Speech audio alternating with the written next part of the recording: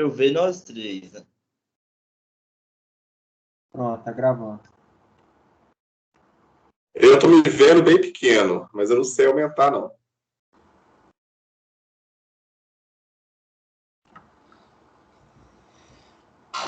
Gravando, pessoal. Eu também não sei aumentar, não. Você sabe? Mas você tá maior para mim aqui, Emma. Mas tô falando pra mim. É, para mim também, eu não sei.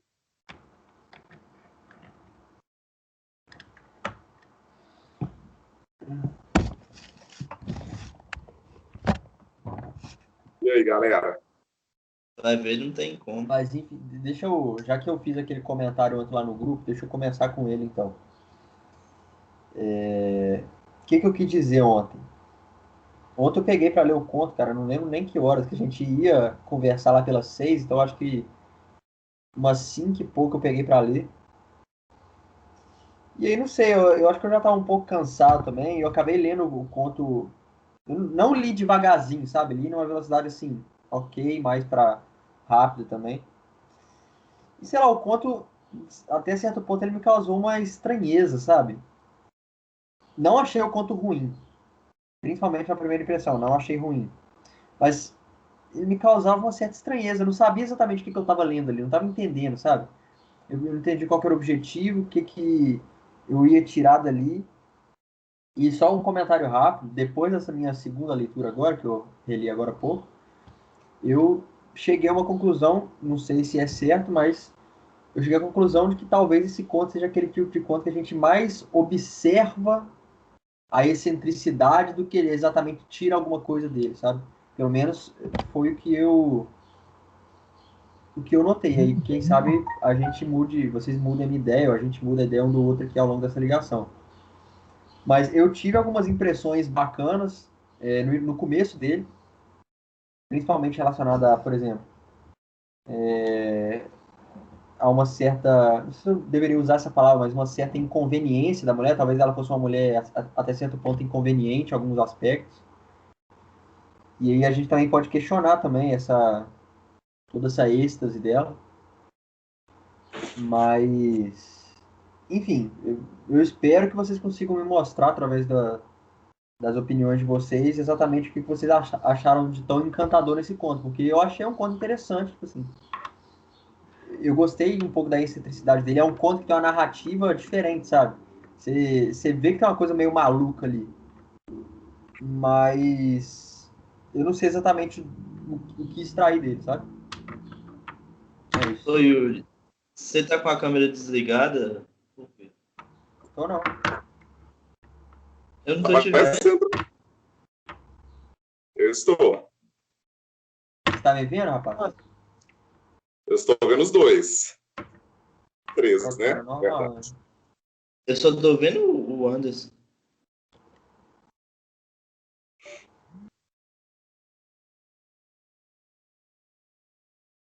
Será, pô? Ah, eu tô aqui, vou desligar e ligar de novo. Tô aqui.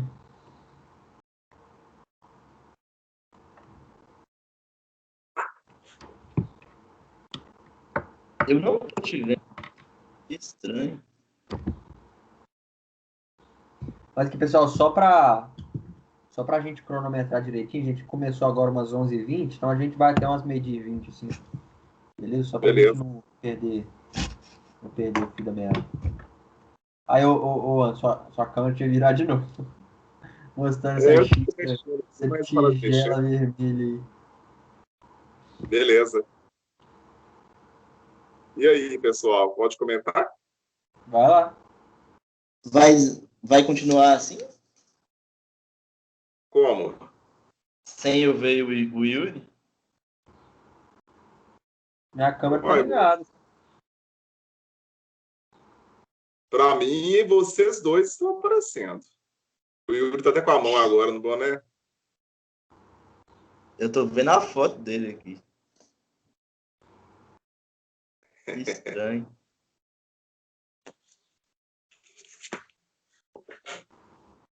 E aí? Os meus comentários Pode continuar, principais são esses. Mas aí eu queria ouvir o que vocês têm a dizer para saber exatamente o que vocês gostaram, quais coisas vocês gostaram.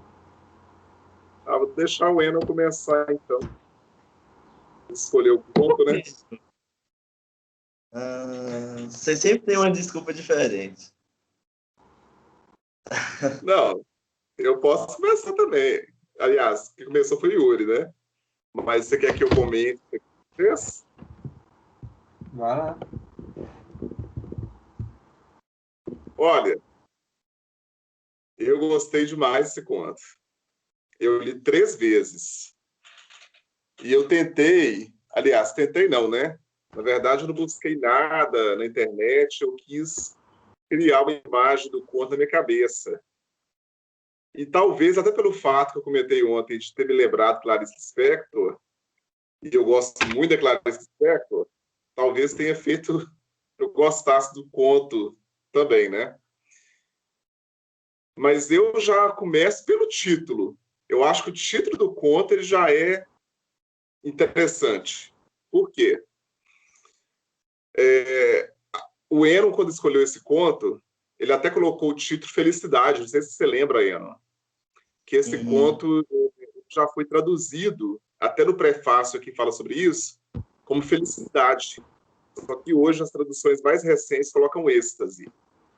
E aí eu achei interessante porque quando fala êxtase, já traz uma ambiguidade, que eu acho que o êxtase pode ser uma alegria extremada, mas êxtase também pode ser a ideia de estar fora de si, entrar em êxtase, entendeu? Então eu acho que a tradução para êxtase foi muito feliz, que eu acho que o conto ele trabalha com essa dualidade, porque a gente tem uma personagem que está supostamente feliz, mas é uma felicidade que desde o início ela já está sendo questionada. Então, assim, a primeira leitura que eu fiz, eu acho que eu não percebi tantas nuances que o conto tem, que o conto ele tem umas pistas, sabe, ao longo da narrativa toda, e algumas coisas bem simbólicas. Eu acho que na segunda e na terceira leitura, eu fui percebendo mais esse movimento. Então, assim, me agradou a forma como a autora construiu o conto. Não é um conto como história... a história é muito engenhosa, vamos dizer assim. Mas é um conto de detalhes. Eu acho que é um conto bem psicológico também, entendeu? E eu gostei do fato de que ele tem uma coisa um pouco sombria ali o tempo todo. Depois eu comento mais sobre isso. E aí a gente chega no final do conto. Eu achei o final muito legal também, tanto o início quanto o final. E aí eu já quero comentar com vocês o decálogo do Horácio Quiroga, que o quinto mandamento, vamos dizer assim, dele fala: não comeces a escrever sem saber desde a primeira linha aonde queres chegar. Em um conto bem feito, as 3 primeiras linhas têm quase a mesma importância das 3 últimas. Eu achei o começo do conto genial e eu achei o final genial. Vou falar a verdade, gente. Acho assim, já começar com a primeira linha, que a mulher chama Berta Young, Young jovem, e com 30 anos, deixa eu voltar aqui, porque de cabeça não vou lembrar, mas fala assim, peraí, meninos, embora tivesse 30 anos, Berta Young ainda passava por momentos como aquele quando queria correr em vez de andar, dar passos de dança subindo e descendo a calçada, brincar de rolar um aro, jogar algo para cima, apanhar no ar ou ficar parado e apenas rir à toa, simplesmente rir à toa. Olha só, embora tivesse 30 anos, como se ela já fosse uma pessoa velha, né? Para a época dela lá, para o local onde ela vivia. E o nome dela tem a palavra jovem. Então, já na própria introdução, já tem uma dualidade aqui entre ser jovem e ser velho, e sobre a questão de ser feliz, né? Como se essa felicidade simples e gratuita de você brincar, de você se divertir por conta própria, fosse uma coisa proibida. Então, eu acho que o início do conto ele já tem uma censura presente ali que o narrador apresenta para a gente já no início do conto. Então, gostei demais, gente. Eu confesso que a parte dos convidados, Yuri, ali, talvez tenha me chamado menos atenção, sabe? Até porque tem umas referências ali que eu acho que são coisas que talvez sejam muito próprias da época ali e tal. Não tem me captado tanto. Mas eu gostei muito do conto. Muito mesmo. Eno? Eu também gostei muito, assim. E eu acho que êxtase, na hora que você falou da parte do êxtase, eu lembrei, assim, que é como se fosse uma pessoa drogada, né? E ela até fala, não sei o que lá, embriagada ou confusa, mas não era exatamente isso. Sim. Porque quando a gente imagina uma pessoa drogada, ela pode estar tendo uma sensação, assim, uma sensação magnífica naquele momento, mas ao mesmo tempo tem essa questão de estar fora de si, né? E assim, e o final do conto para mim foi meio que um plot twist, porque assim, me faz pensar se tem também um tom de ironia, né? Mas eu acho que isso é um pouco menos presente do que essa outra questão que você colocou. Eu acho que o mais presente aqui é essa dualidade entre essa oposição que ela faz entre a questão de estar feliz e como a sociedade é. Como a sociedade da época dela, da classe dela, que não permite esse êxtase, sabe? E, e eu acho que nesse ponto o conto fala muito sobre liberdade. E aí tem uma outra oposição, né?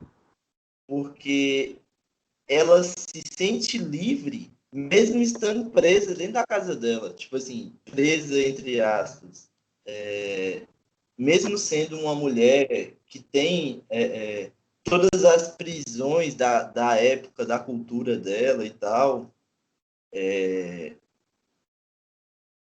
mesmo assim, ela se sente feliz com coisas assim, com o jardim dela. Ela até fala numa parte aqui que ela e o marido dela viam que a casa e o jardim eram suficientes, não precisava de dinheiro.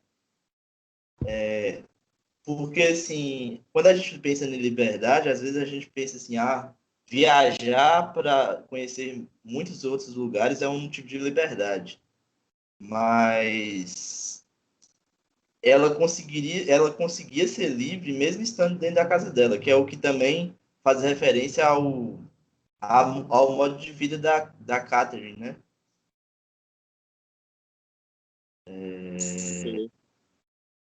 E aí eu acho que tem essas duas questões aí que já chamam a atenção. Uma é essa questão dela ser feliz com coisas assim, estar em êxtase com coisas que pra gente são fúteis, assim, que não faz muito sentido, sabe?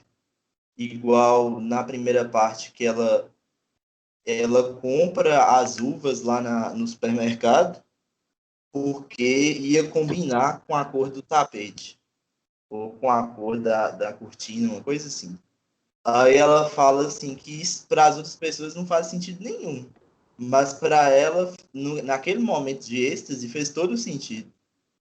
Então, assim, a gente que olha para ela pode pensar assim, essa mulher é louca, mas esse não seguir regras, essas regras definidas da sociedade, que a gente tem que fazer isso, tem que fazer aquilo, por que a gente tem que fazer as coisas no sentido utilitarista, né? Tipo assim, eu vou ter que comprar as coisas mais úteis para mim no supermercado. Mas não, ela comprou uma coisa só para combinar com a casa dela e ela se sentir feliz naquele momento, entendeu? E isso, para mim, é uma maneira de estar livre dessa matrix da sociedade, sabe? Tipo assim,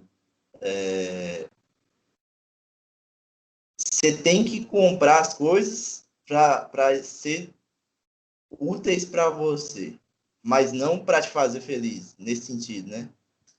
Eu não diria nem feliz, né? Porque felicidade é uma coisa que dá Mas uma isso também não é discussão. uma espécie de utilitarismo?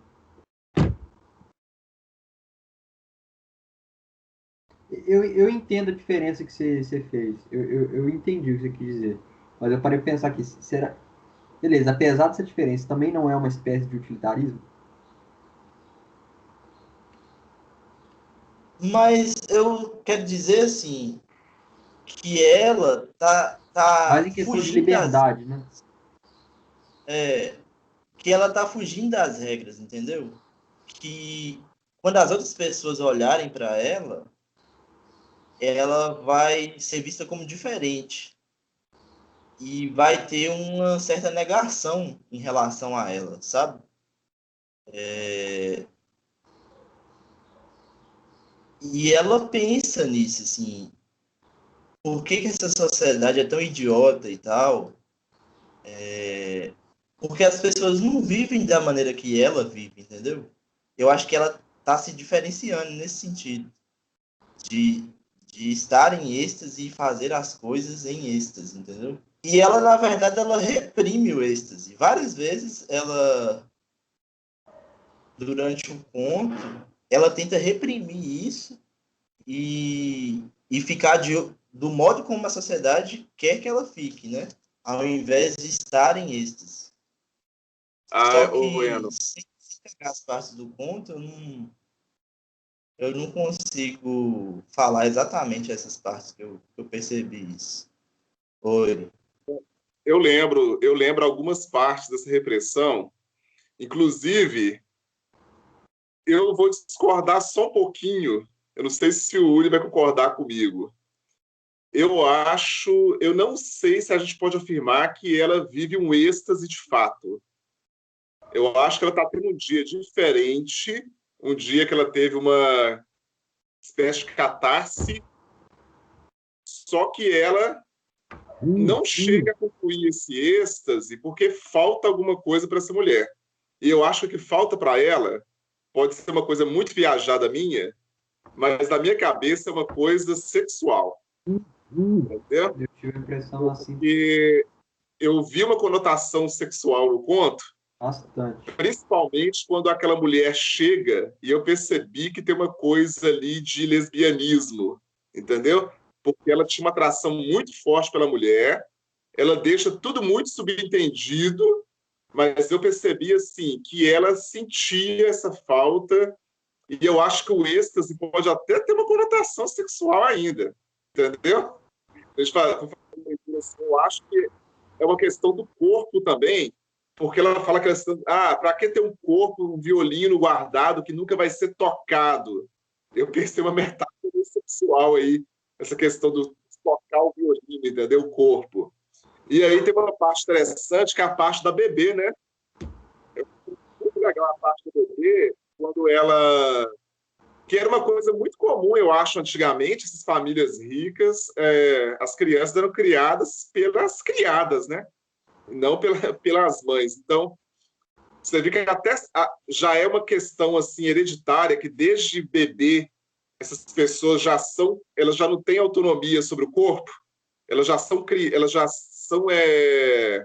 criadas por outras e nem os pais têm esse domínio. Eu vi uma crítica nesse sentido, posso estar viajando muito, mas eu não sei se você viu a própria babá nem gostou, né? Quando ela pega a bebê lá, a babá fez uma censura, né? A ela. E depois a babá pegou, eu achei interessante quando a babá fala assim, a narradora fala, né? A bebê voltou a ser sua de novo e tal, como se a bebê fosse da babá e não, e não fosse dela. E qual o problema dela dar comida para a filha dela, sabe? Eu achei interessante essa parte do bebê, bem curtinha assim, mas eu achei bem significativo. E ela fala do violino de novo nessa parte do bebê, né? Ah, por que eu não posso? A criança é como se fosse um violino. Aí eu acho a questão do corpo tem uma questão do corpo aí muito presente, sabe? Então, eu não sei, o conto não é só sexual, mas eu acho que tem uma coisa sexual rondando aqui nesse conto, sabe? Eu talvez não tenha percebido muito bem, mas essa parte da mulher que chega lá, que eu acho que é a senhora Fulton, para mim ficou assim meio que evidente que tinha uma atração ali entre as duas, e ela fala, deixa eu ver se eu acho aqui, que eu não grifei, gente, mas tem umas coisas assim que deixam Deixa eu falar uma série. parte que eu acabei de achar aqui, Ah, beleza, pode falar. mas, assim, é sobre uma conexão dela. E assim, acho que faz sentido o que você está falando, até pela época também, né? Sim. Ela vive exatamente na época imediatamente anterior às lutas feministas, às conquistas feministas, na verdade, né? Porque ela vive na época das lutas feministas, né? E assim, Esse e é uma época de transição de mentalidade, né, das pessoas, em que muitas pessoas tinham uma mentalidade antiga, né, e algumas já tinham uma mentalidade diferente sobre a questão do corpo, da sexualidade, do gênero. Todas essas questões é nessa virada do século para o XX, né? Então, historicamente faz sentido também essa percepção, né? E aí ela fala assim, o que ela simplesmente não podia entender, o que era fenomenal, era como fora capaz de ter adivinhado o estado de espírito da senhorita Fulton, de maneira tão precisa e instantânea. Não duvidou de que estava certa, nem por um momento, e mesmo assim, o que a faria continuar? Quase nada. Acho que isso realmente acontece muito, muito raramente entre as mulheres, nunca entre os homens, pensou Bert. Aham. Essa conexão que ela teve com a outra mulher e tal. E era uma coisa inconcebível de acontecer entre os homens, né? E sabe o que eu acho? E tem outra parte um pouquinho antes dessa aí que fala assim, olha, ela fala dos Norman Knights, um casal lá, que era o casal de artistas e tal. Aí tinha aquele rapaz, o Ed Warren, estão lembrando, né? E aí ela fala por último dessa Pearl Fulton. E aí ela fala assim, olha, e um achado de Berta chamado Pearl Fulton. Aí, Pearl é pérola, né? Pérola é uma coisa rara de se achar. Eu fiquei pensando, eu acho que o nome também não é gratuito. Tá entendendo? Ela fala um achado, como se a pérola fosse um achado. Ela fala, Berta não sabia o que a senhorita Fulton fazia. Elas se conheceram no clube, Berta caiu de amores por ela, já que sempre caía de amores por mulheres bonitas, que tinham algo estranho a respeito de si. Então, eu achei assim, é uma abordagem bem oblíqua, e talvez por causa da época, como você falou, para abordar a questão da sexualidade. Ela não falou muito direto, mas eu percebi, assim, tem uma atração aqui, Sim. mais sexual mesmo. Ela não fala isso diretamente, mas o que você falou, o que eu falei agora, eu acho que meio que deixa quase claro isso. E aí eu acho que esse êxtase dela é incompleto porque ela se reprime. Então, assim, ela tá feliz, ela fala, né? Tem uma parte legal no conto, vocês gostaram daquela parte que ela fala assim, eu tenho um marido perfeito, eu tenho não sei o que lá. Ela vai listando um bocado de coisa para falar que só que aí falta alguma coisa. Ela tem umas reticências. Vocês perceberam que esse parágrafo termina com as reticências? E fala assim, ó, posso ler para vocês? E Fala assim, sem dúvida ela tinha tudo. Era jovem. Harry e ela estavam apaixonados, se davam maravilhosamente bem e eram realmente bons companheiros. Tinha um bebê encantador. Não precisava se preocupar com o dinheiro. A casa e o jardim satisfaziam plenamente. E os amigos modernos, amigos incríveis, escritores e pintores e poetas ou pessoas interessadas em questões sociais. Exatamente o tipo de amigos que se desejava. E havia os livros, e havia a música, e ela encontrou uma modista maravilhosa, e eles iriam para o exterior no verão, e a nova cozinheira deles fazia omeletes maravilhosas, reticências, entendeu? Aí ela fala, estou sendo ridícula, ridícula, entendeu? E aí, logo na sequência, ela se sentiu meio tonta, quase embriagada, isso que você falou, né, Ana? Deve ter sido a primavera.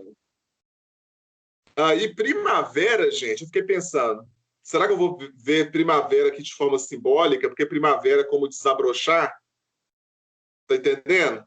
Eu fiquei pensando nisso, pode ser também aqui simbólica, a questão da primavera como uma estação do desabrochar, né? Da descoberta e tal. Enfim, eu acho que é um conto que ele tá cheio de simbologia e de coisas subentendidas, sabe? Que fica assim, que torna o conto interessante. Essa parte que você leu, tá em qual página? Deixa eu ver aqui, tá na... Ah, tá.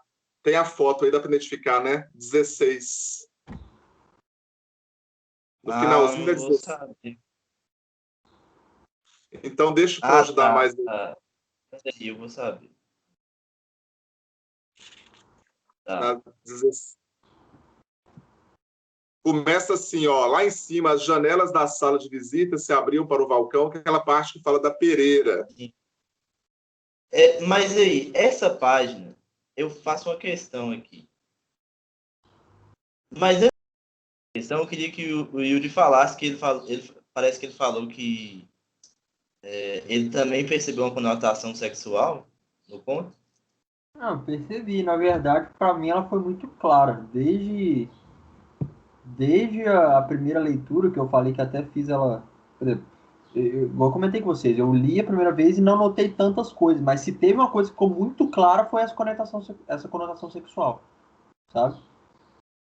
Desde quando ela fala que, igual o Anderson leu aí, que ela sempre se apaixona por mulheres bonitas, não sei se é essa palavra que ela usou, sempre, sei lá, sempre gosta de mulheres bonitas, com um que estranho, e aí Ai, principalmente de amor. quando chega a outra mulher lá, então isso para mim fica bem evidente, sabe? Agora, o que eu acho que a gente pode pôr em pauta, que eu acho que o Anderson também talvez tenha sugerido, é tipo assim, até que ponto isso é falta de algo, né? Então a gente poderia discutir o que exatamente está faltando. É algo na relação com o marido? Porque, como o Anderson acabou de ler agora, eles parecem ter uma vida boa, né? Ela tem tudo muito bem satisfeito, mas alguma coisa está faltando. E eu não sei se isso seria um equívoco, mas até porque eu não tenho propriedade nenhuma para falar sobre isso. Mas eu acabei pensando um pouco em Freud, sabe? Essa questão do desejo sexual reprimido. E não sei se isso também, se eu poderia fazer essa ponte, mas já vou fazer, que é um comentário que eu já estava fazendo desde o início. Talvez, talvez esse possível desejo sexual reprimido, essa falta de alguma coisa, seja ela sexual ou não, talvez isso esteja conectado com a impressão que eu tive dela no início do conto. E qual impressão foi essa que eu tive? Sei lá, nas 2, 3 primeiras páginas, até mais ou menos ali a parte do bebê, né? Eu tive a impressão que ela era uma mulher extremamente inconveniente e até certo ponto mimada, sabe? Por exemplo, vou tentar citar algumas partes. E aí, só fazer um contraponto, a gente pode observar sempre de vários ângulos, né? Inconveniente mimada, ou como o próprio Enon diz, fazendo um contraponto, mas talvez ela só esteja usufruindo da liberdade dela e tentando ser feliz. Então existe essa dicotomia aí. Mas vou explorar a primeira parte, de início. A impressão que eu tive foi que ela, principalmente na parte do bebê, sabe? Que ela foi bem inconveniente. Porque logo no início lá do conto, fala assim, como é que começa? Falando que ela tem 30 anos, embora tivesse 30 anos. Então, tipo assim, eu não sei se seria um equívoco falar esse tipo de coisa, mas geralmente a gente se espera que, ou pelo menos a autora deu a entender que geralmente é esperado que pessoas beirando a cidade já não tenham esse tipo de comportamento. Então já tem aí uma quebra de padrão, pelo que dá a entender. Eu acho que assim, Não sei se é o que você está querendo dizer, tal, mas foi o que me veio à cabeça aqui, que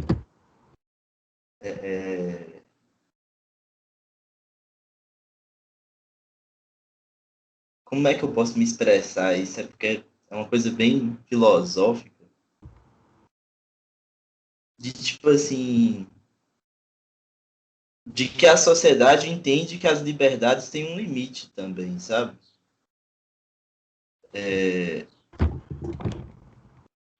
De que não dá simplesmente para ela fazer tudo que ela quiser, que em algum momento ela vai topar com a liberdade de outra pessoa também, e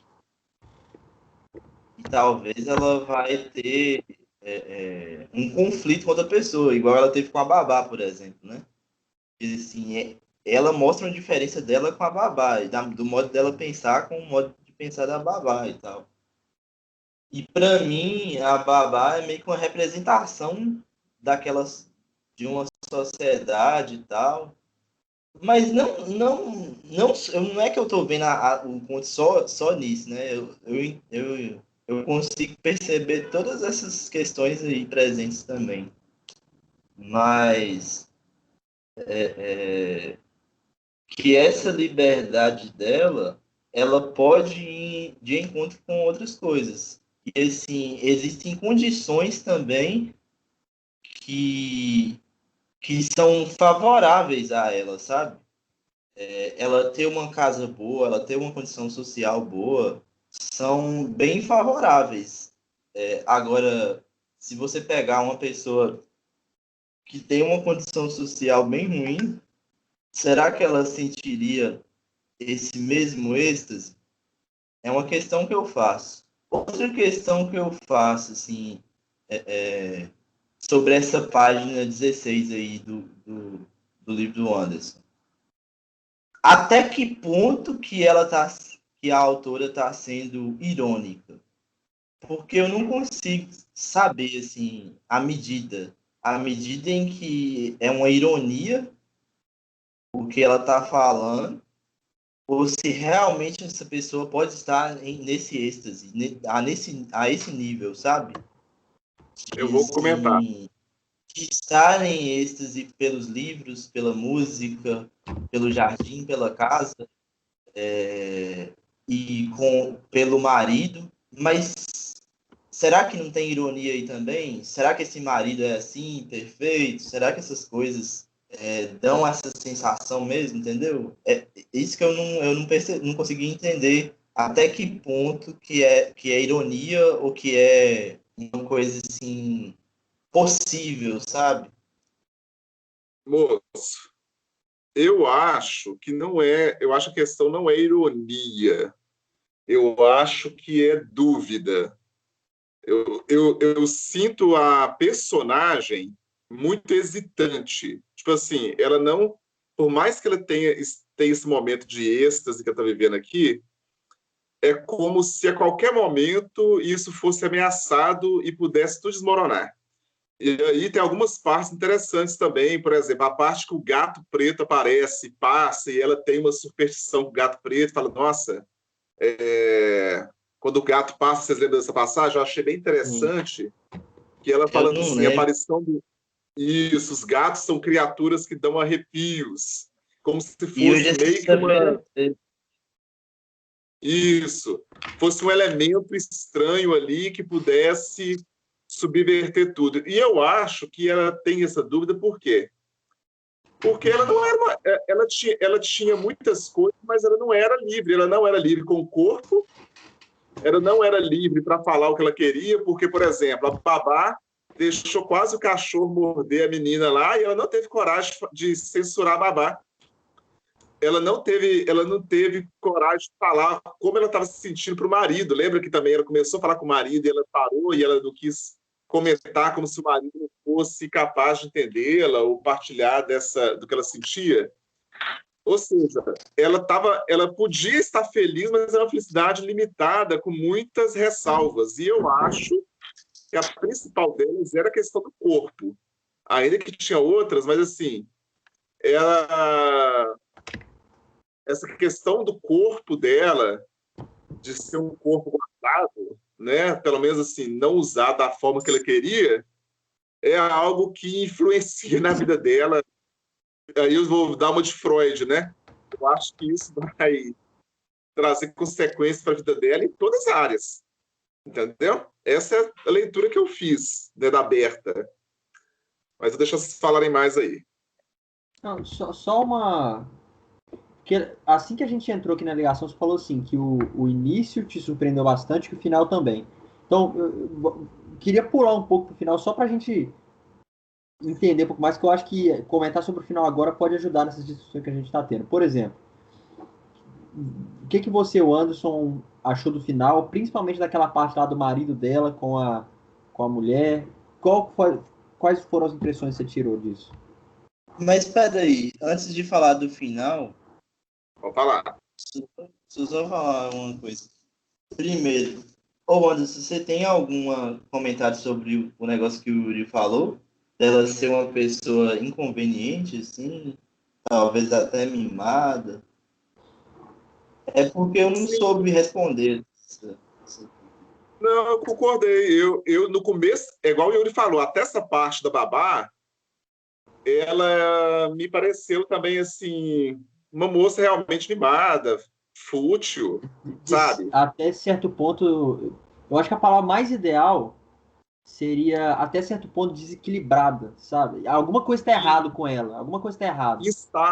Tem uma estabilidade, né? É, igual eu falei, é um êxtase muito frágil. Aquilo ali, em qualquer momento pode funcionar. É uma coisa frágil. E só para finalizar uma frase que eu tinha começado, aquela questão lá dos 30 anos, o que dá a entender é que geralmente se espera que pessoas que estão próximas dessa idade sejam, sei lá, mais centradas. E não é o que parece ser o caso dela, sabe? Ela não parece.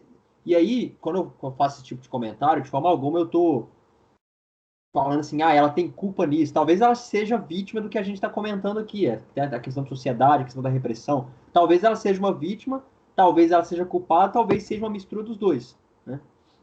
Mas a impressão que dá é que ela é uma pessoa que, por exemplo, ela não... Talvez não seja dessas adultas mais centradas, talvez porque falte algo, talvez porque ela realmente, até certo ponto, é isenta de responsabilidades, né? Eu não consigo ver ela como uma personagem centrada, sabe? Mas a gente não sabe de quem que é a culpa. Mas pode continuar. E assim, eu falo fútil, eu sei que eu não estou querendo culpabilizar ela pelo que acontece, porque eu acho que a gente sente também a angústia dela, mas no universo que ela vive aqui, apesar dela ser uma mulher rica, ter esse tanto de coisa, mas o que ela faz? A vida dela é praticamente comprar, igual coloca no começo do conto, é comprar frutas para combinar com a cor do tapete. Então, assim, é a liberdade que ela tem e o que ela faz. Uma coisa fútil. Entendeu? Então, eu achei até estranho que ela tem uma pessoa na casa, tipo um mordomo, né? Uma mulher, e tem a babá também, né? sim. Então, assim, ela tem duas empregadas na casa. Então, ela não cuida nem da casa, nem do filho, na verdade. Né? Nada. Ela é uma planta. Né? E ela, e ela pega as coisas e bagunça, né? É tipo assim, ela pegou as almofadas que estavam todas arrumadinhas e jogou da forma que ela queria bagunçar, e aí pegou um, abraçou e sentiu aquele êxtase subindo nela. Entendeu? Então, assim, nesse sentido, ela é meio inútil mesmo, mas também é outra Não, questão, e né? ela... Será que a gente tem que ser útil? Não, e assim, mas eu acho aí que eu acho legal, porque a gente vai percebendo que o conto, a gente se compadece dessa mulher pela questão da repressão do corpo, mas também, eu acho que em algum momento também, a gente pode ter uma crítica que ela é uma pessoa paradona mesmo, até para acender a luz, a mordoma lá tem que acender a luz para perguntar se quer que acende a luz, entendeu? Então, tipo assim, ela sabe? Aí que o Yuri falou, né? Até que ponto é legal também não ter responsabilidades, sabe? Você não ter funções. Um negócio meio complicado. Mas, assim, vamos lá, Ainda né? mais na época dela, que, tipo assim, o ano que ela nasceu foi o ano que aboliu a escravidão aqui no Brasil, né? Era Pois uma é, época, assim, que tinha uma diferenciação social grande demais, né? E sim. que é uma coisa hoje questionada, né? Assim, mudou muito, né? Que eu quero dizer assim. Mas, gente, Que um escravo não teria milhares de direitos que o senhor da casa grande tem, né? tipo assim, Sim, só para reforçar, isso eu acho que a gente tem sempre que reforçar, porque realmente é difícil dizer, mas realmente não dá para a gente identificar, pelo menos até agora, se realmente isso tudo isso que a gente citou é culpa dela, ou se é culpa também do ambiente, se é dos dois. Mas isso que o Anderson também falou, por exemplo, que às vezes dá impressão, uma certa impressão de futilidade, de, quem sabe, uma estagnação, de realmente uma pessoa possivelmente desocupada, até certo ponto desequilibrada, seja isso culpa dela ou não. Mas só falando mais uma vez da parte da bebê, que realmente foi a parte que mais me incomodou, sabe? Porque, ó, eu peguei aqui, ó, pra ler. Ela chegou pra babá e falou assim: babá, me deixe terminar de dar o jantar. Ela chegou, a bebê tava quietinha. A babá falou. Ela foi um docinho a tarde inteira. A bebê se comportou bem a tarde inteira. A gente foi ao parque, aí ela citou o cachorro, tá, tudo bem. Aí a mulher chegou: babá, me deixe terminar de dar o jantar dela enquanto você arruma as coisas do banho. Ou seja, vai lá arrumar as coisas do banho, que eu vou aqui fazer esse restinho de trabalho. Aí a babá repreendeu. Bem, madame, não se deve trocar a pessoa que cuida dela quando está comendo. Isso a deixa agitada. É bem capaz de perturbar o bebê. E aí entra uma possível dicotomia. Essa resposta da babá é como uma resposta em forma de desafio ou é realmente, tipo assim, o sensato, né? Pô, não, tudo bem, mas não é legal fazer isso porque vai ter esse resultado. Eu vejo, se fosse para perguntar por que eu achei dessa fala, eu achei que era mais uma frase de sensatez mesmo. Ó, eu tô dando comida aqui para ela e, pelo conhecimento da época, pelo visto, não é legal a gente trocar a pessoa que está alimentando a bebê, porque talvez ela vai ficar agitada, né? Manter aqui a estabilidade da criança. E a mulher simplesmente não liga porque ela falou. Então, aí logo depois dessa fala, ela já pensa assim, né? Tá escrito. Como isso era um absurdo, por que ter um bebê se deve ser mantido num estojo, como um violino raro, raríssimo, e sim no colo de outra mulher? Aí ela falou, eu preciso. Então, tipo assim, ela cagou porque que a babá falou e falou, não, mas eu preciso. Eu preciso aqui dar pra ela. Dar a comida pra tipo ela. assim, é como se você estivesse falando assim, que a fala da babá, será que é uma opressão, tipo uma opressão à liberdade de Berta?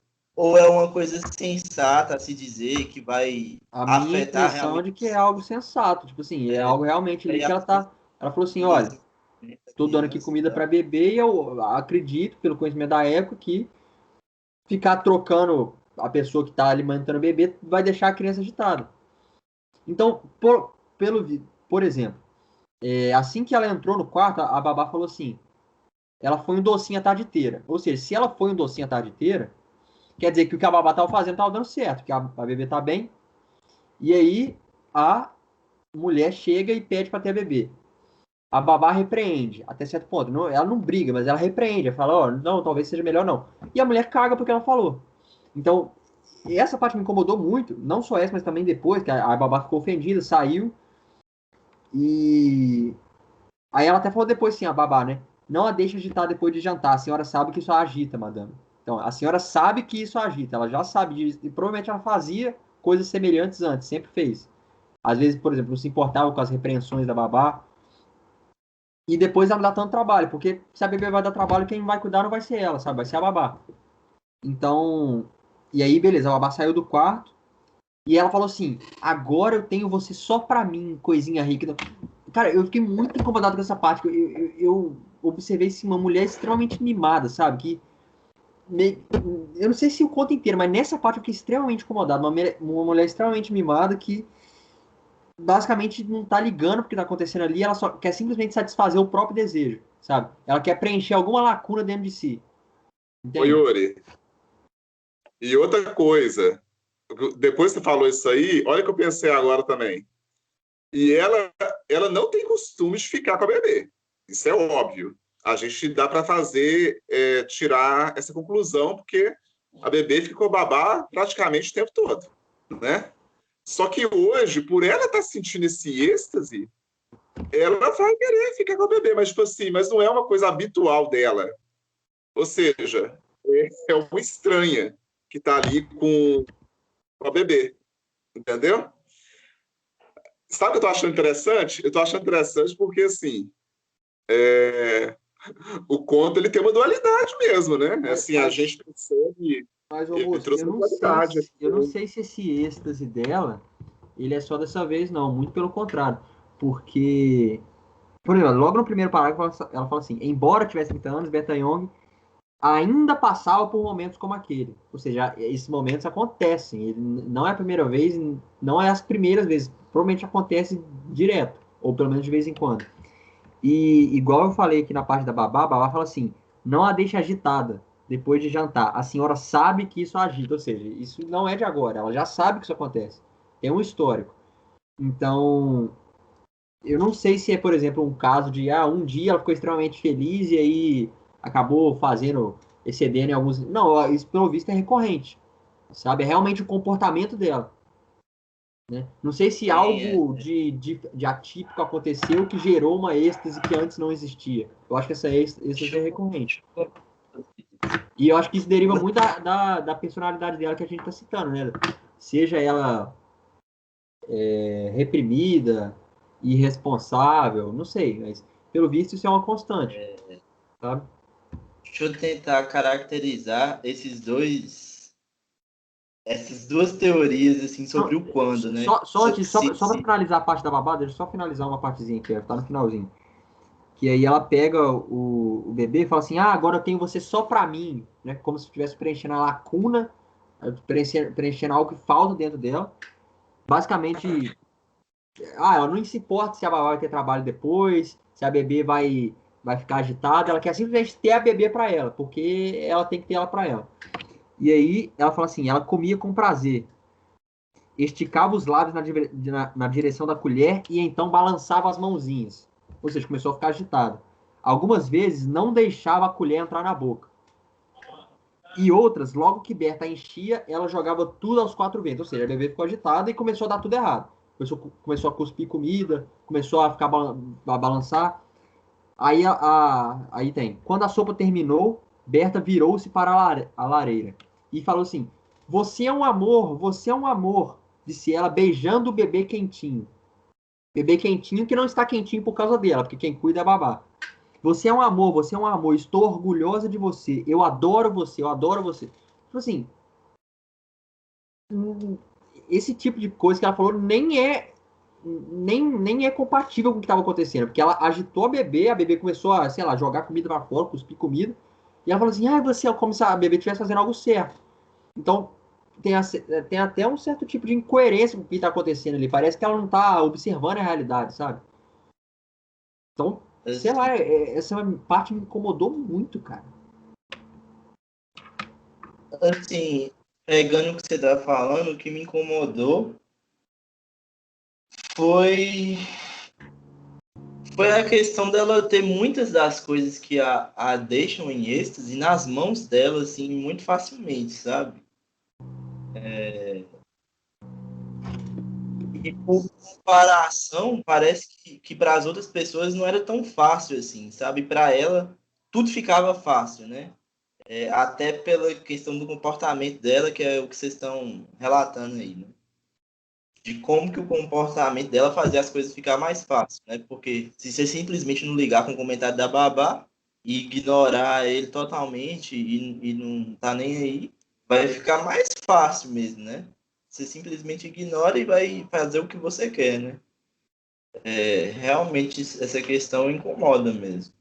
Mas, mas mudando um pouco de assunto, para falar sobre a questão de qual a frequência do êxtase, eu concordo mais com o Yuri de que é uma coisa que tem a ver com a personalidade dela, que acontece mais vezes, mas, ao mesmo tempo, tem elementos para poder argumentar pela teoria do Anderson aí, que inclusive na hora que ele estava falando do gato, me lembrou daquela teoria que a gente tem, que o Anderson já falou para a gente sobre o sonho, sabe? De quando a gente está sonhando, quando a gente está dormindo e sonhando mesmo, parece que quando aparece um elemento estranho, você consegue perceber que aquilo é um sonho, sabe? É tipo assim, um elemento que quebra a fragilidade do sonho. Então, para mim, na hora que você falou do gato preto, assim, aparecer do nada, me lembrou isso, sabe? Como se aquela realidade fosse uma realidade fora do real, fosse uma coisa que extrapolasse o real e entrasse numa outra atmosfera, numa atmosfera tão frágil quanto a do sonho, né? Porque o sonho, às vezes, você tá ali achando que aquilo é real, achando que é real, mas quando vem um elemento muito estranho, você para e consegue, assim, entrar dentro de si e perceber que aquilo é um sonho, que aquilo é uma coisa muito frágil e que pode se desvencilhar rapidamente, você acordar, e aí quando você acorda que você está no mundo real mesmo. Então, teria elementos para argumentar que esse êxtase é uma coisa frágil nesse sentido, né? Que ela uma atmosfera frágil nesse sentido. Né? Mas, para mim, tem um pouco a ver com a personalidade dela, né? De que ela é assim, muitas vezes. Aí eu não sei, ficou uma outra dualidade. Ó, eu vou falar a verdade. Legal, Eno. Ô, Yuri, valeu aí. Eu não tinha percebido essa questão do primeiro parágrafo. E olha que eu gostei tanto do primeiro parágrafo e eu passei a perceber essa questão da habitualidade disso, sabe? E aí, na segunda página, gente, tem um negócio legal que o Eno vai confirmar isso que você falou já na segunda página. Eu acho que a primeira parte desse conto é muito bacana. E até a parte do babá, até a parte do babá, eu acho que o conto é muito interessante. Ele continua sendo, mas eu acho que, assim, ele tem uma tensão muito boa até a parte do babá, sabe? Aí, até porque ela fala... quando os convidados chegam, ela começa a falar muito de coisas, né? Ela começa a falar muito de coisas. Os talheres, o jardim. Ela começa a falar muito de coisas, sabe?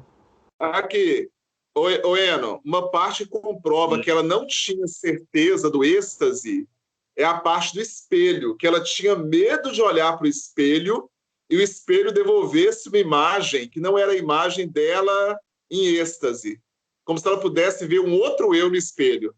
Isso está na segunda página. Ela fala, ó, quase não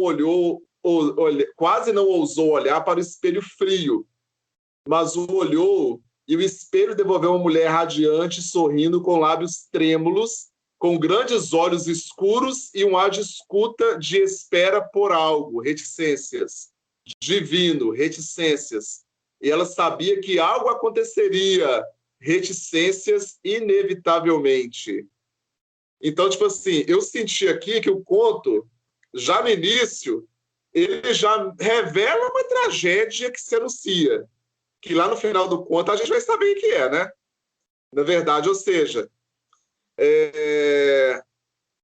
o que acontece no final do conto, vocês perceberam, eu acho que a gente já pode contar, que o marido dela tinha caso com a mulher. Então, assim, é o que dá a entender, né? É o que dá a entender que o marido pegava a mulher lá, que ela tinha atração, né? Então... Não, e outra coisa muito viajada, assim. Não, é porque vocês estão me fazendo viajar demais aqui. Já. Mas dizem que a gente... Só um pouquinho. Oi. Deixa eu fazer uma pergunta para o Yuri rapidinho aqui. Oi, Yuri. Agora com a nossa discussão, você está gostando mais do conto? Show. Eu estava pensando aqui exatamente agora. E eu tinha certeza que isso ia acontecer. Com a discussão tá ficando bem interessante. Mas ainda assim, igual você falou aí agora também, até a parte da babá, eu gostei perfeitamente. Quando chegam os convidados, eu acho que, eu não sei se posso falar que cai um pouco, mas eu acho que cai um pouco, sabe? Mas as discussões que o conto gera, eu tô gostando bastante. Mas nós temos que falar depois um pouquinho dos convidados aí, tá? Que a gente não falou ainda e tem umas coisas interessantes de falar sobre eles. Vou falar, Aham. Ana. Não, é que dizem que no sonho é meio que impossível, eu não sei se é realmente impossível, mas quase impossível da gente clicar num apagador e mudar a luz. Tipo assim, apagar ou acender a luz, né? E aí ela pergunta: posso acender a luz, madame? A mulher pergunta. Aí ela fala: não, obrigado, estou enxergando muito bem. Como se aquilo fosse uma coisa que fosse interferir, sabe? Na percepção dela. E aí ela continua querendo ficar presa naquele êxtase também.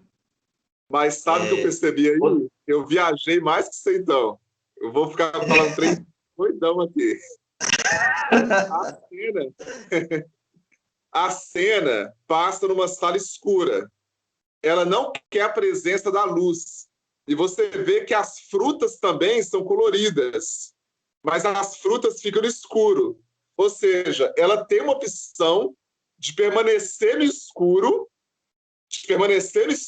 ou seja, é como se o êxtase fosse um êxtase falso. E quem garante que a imagem que ela viu no espelho não foi uma imagem falsa, já que a imagem estava no escuro? Entendeu? Caralho, Essa vocês estão questão. viajando pra caramba. Oh, Mas é e legal, outra né? coisa, e outra coisa viajada também, outra coisa viajada também, é que ela fala assim: com a mesa escura parecia se dissolver na penumbra, o prato de vidro e a tigela azul pareciam flutuar no ar. Quem garante que não estava flutuando e que ela estava sonhando também? Ou que, tipo assim, que aquilo fazia parte do êxtase dela? Uma coisa assim. Aquela coisa que você falou no início, né? Como se ela estivesse fora de si, sabe? Enxergando as coisas fora de si, fora da realidade, entendeu? Cara, dá para teorizar muita coisa nesse conto, né? Eu acho que esse conto ele permite uma leitura psicológica muito forte e que aí eu posso pensar que o êxtase dela é uma fuga da realidade porque ela não vive a realidade que ela quer, entendeu? Então ela cria uma realidade paralela, inclusive, só um pouquinho, no prefácio aqui da mulher, da tradutora, ela fala assim, olha, não sei se vocês fazem alguma coisa, olha, só um pouquinho, meninos. A literatura de Mansfield se move entre os universos paralelos de seus personagens, sejam eles geográficos, culturais ou psicológicos. Então, assim, teorizar umas coisas bem louconas, né? Aqui, mas, enfim, eu acho legal o conto permitir essas leituras. Eu acho bacana quando o conto ele permite isso. E essa questão, gente, eu achei muito massa o que vocês trouxeram e o Yuri falou, dessa percepção dessa mulher, como essa mulher mimada, fútil e tal, porque também é uma coisa que eu não tinha percebido tanto, mas agora na discussão, a gente percebe essa mulher com outro olhar também, entendeu? Sim, e tem várias partes que dá para fazer essa leitura que o Yuri fez e que é bem incômoda, né? Eu tô lendo uma parte aqui, eu peguei aleatoriamente uma parte aqui, que ela me lembrou a Barbie fascista.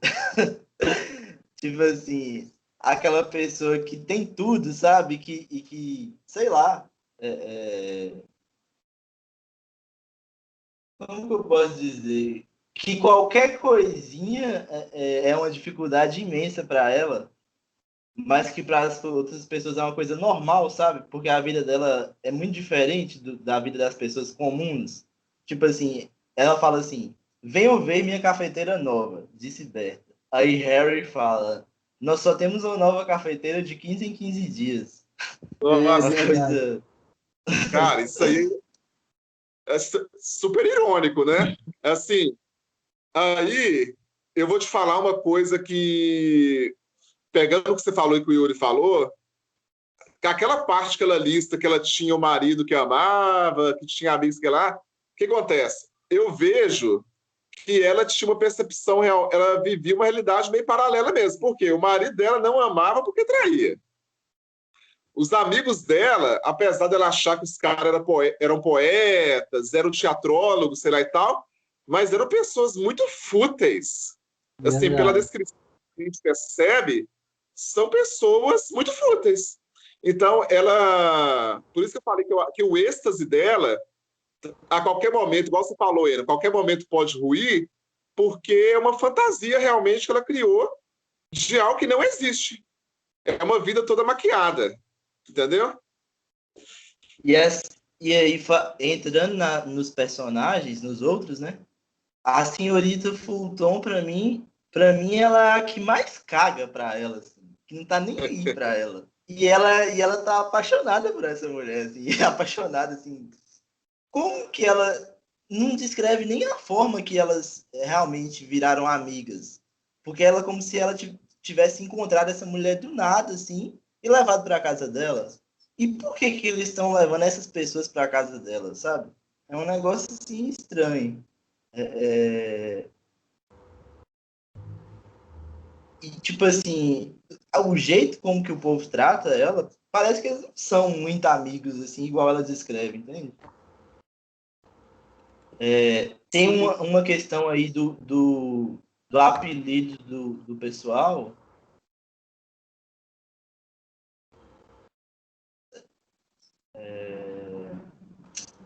É Face e Murg, não sei.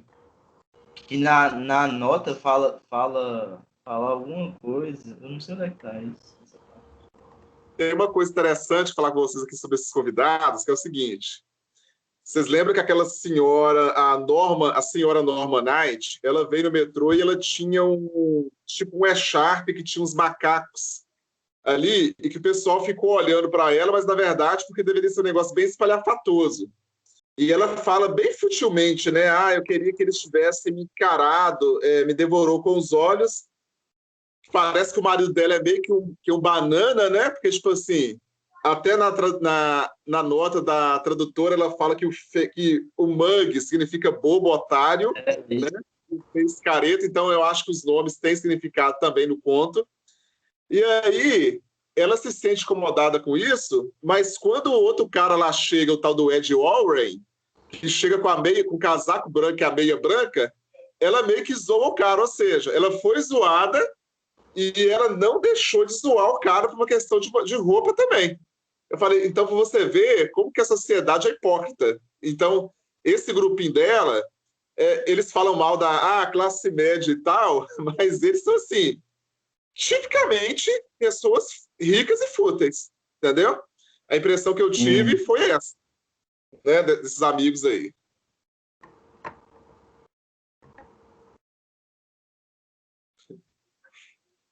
E assim, ela cita esses caras como se fossem uns intelectuais e tal, mas eles não têm muita coisa a acrescentar, assim. Tanto é que a parte que ela fala deles é uma parte meio desinteressante mesmo, né? Que igual o Yuri achou e tal. É uma coisa estranha. Dá uma estranheza essa parte que ela cita esses personagens, do que eles fazem e tal.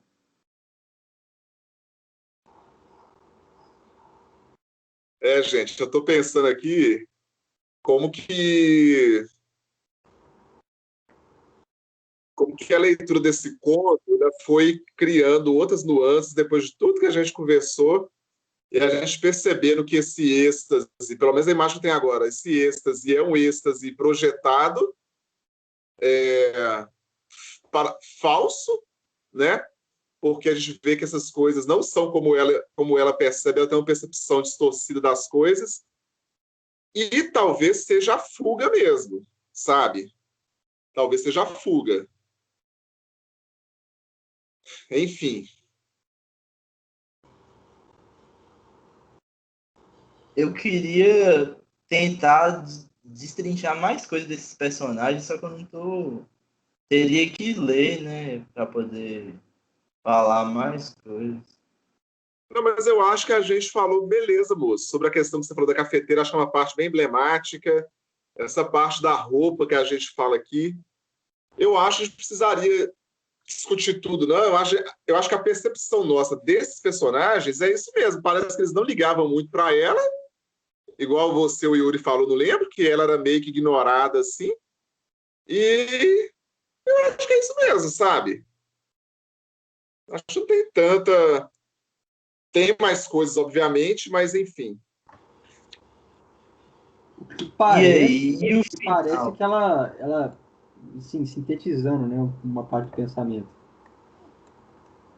que ela realmente se recusa a olhar para a realidade. Ela, até certo ponto, ela se recusa a olhar para as coisas como elas são de verdade.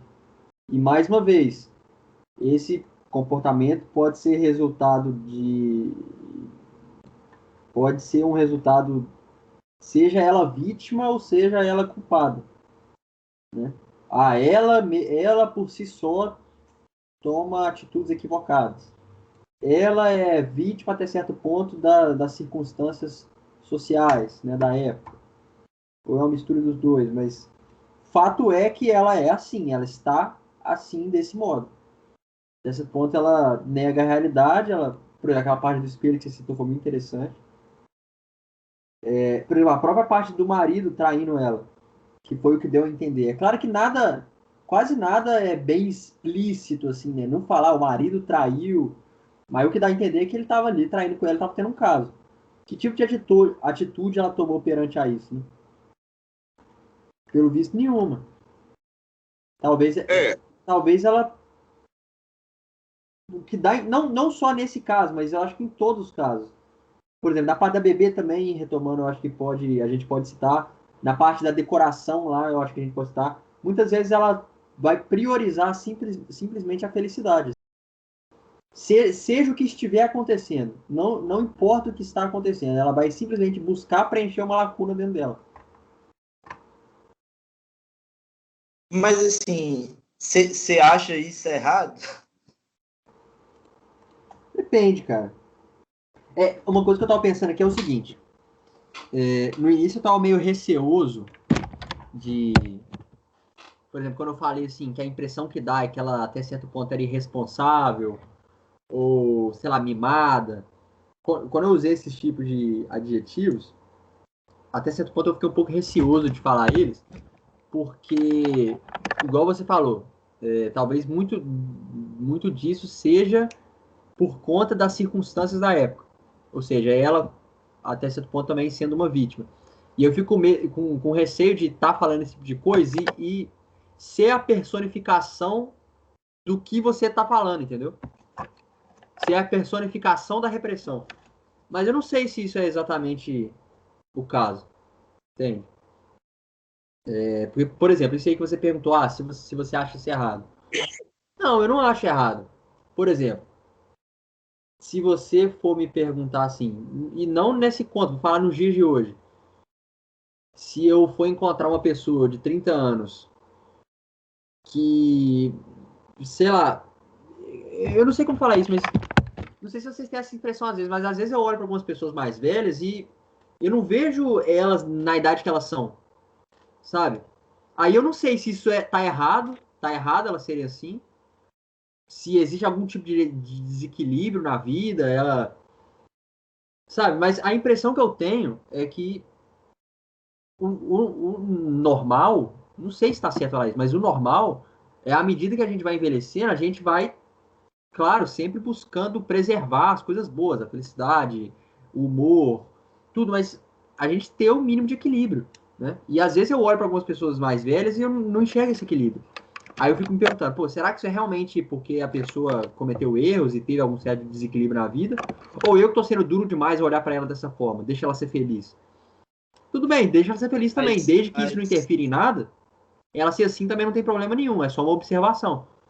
Mas aí entra a mas, questão, tá errado ela ser assim? Não sei, isso interfere em alguma coisa? Ou ela ser assim não tá incomodando ninguém, isso é só com ela mesmo?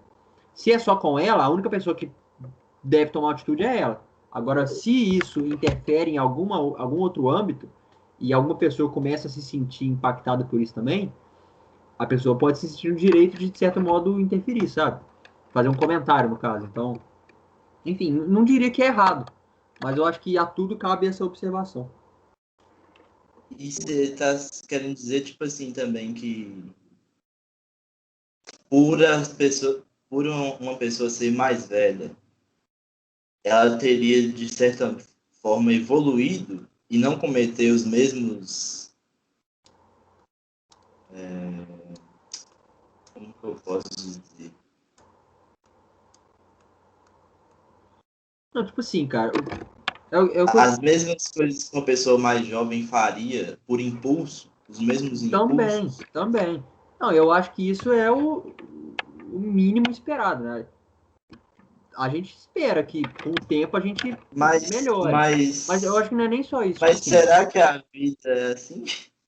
não, Que a então, gente é exatamente. É o que eu tava falando. Eu não tô aqui para falar o que é certo e o que é errado. Tô simplesmente fazendo observações.